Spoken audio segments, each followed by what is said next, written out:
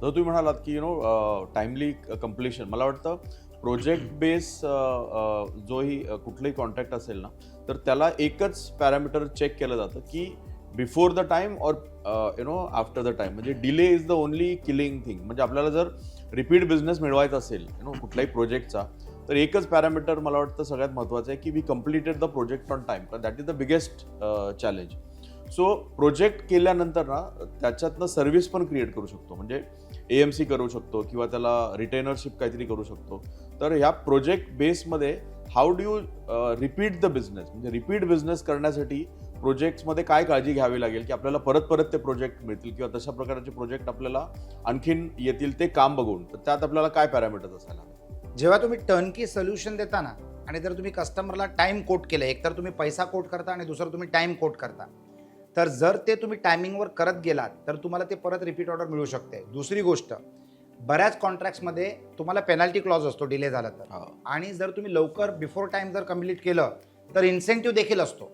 तर भरपूर असे कॉन्ट्रॅक्टिंग कंपनीज असतात जे हे इन्सेंटिव्ह कमवतात आणि ते टाइम कॅल्क्युलेशन करतानाच त्याच्यामध्ये बफर निर्माण करतात. बफर म्हणजे एक गॅप निर्माण करतात की बाबा हा प्रोजेक्ट जर मी 100 दिवसांमध्ये पूर्ण करणार आहे तर मी अगोदरच 125 दिवसांचं सँक्शन करणार माझ्या कॉन्ट्रॅक्टमध्ये आणि ते मी 100 दिवसामध्ये पूर्ण करणार. जर ते 100 दिवसात झालं तर मला 2%, 4%, 5%, 10% depending on the nature of the business मला इन्सेंटिव्ह मिळू शकतं. आणि जर ते डिले झालं तर जी पेनल्टी आहे that will eat up my profit in totality. तर तुम्ही कुठच्याही परिस्थितीमध्ये अदर दॅन नॅचरल कॅलॅमिटी, तुम्ही कुठच्याही परिस्थितीमध्ये जर डिले नाही केलं तर तुमची प्रॉफिटेबिलिटी पण वाढते. कारण तुमचा फायनान्सने घेतलेला पैसा जो असतो, बँकेतनं घेतलेला पैसा असतो किंवा दुसऱ्या कुठच्या तरी प्रक्रियेने घेतलेला पैसा जो असतो त्याचं रोलिंग सुद्धा फास्ट होतं. कारण ज्या बिझनेसमध्ये हेवी वर्किंग कॅपिटल लागतो पैशांच्या रूपामध्ये, त्या बिझनेसेसमध्ये बिफोर टाइम कम्प्लिशन तुमच्या प्रॉफिटला ॲड होतं. म्हणजे you can add more profit to your business.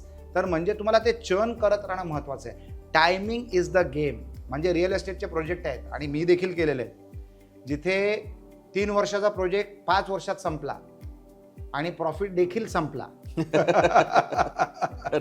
तर डिले जर तुम्हाला झालं ना तर तुमची सगळी गणितं चुकतात. तर timely delivery is the key कुठच्याही बिझनेसमध्ये.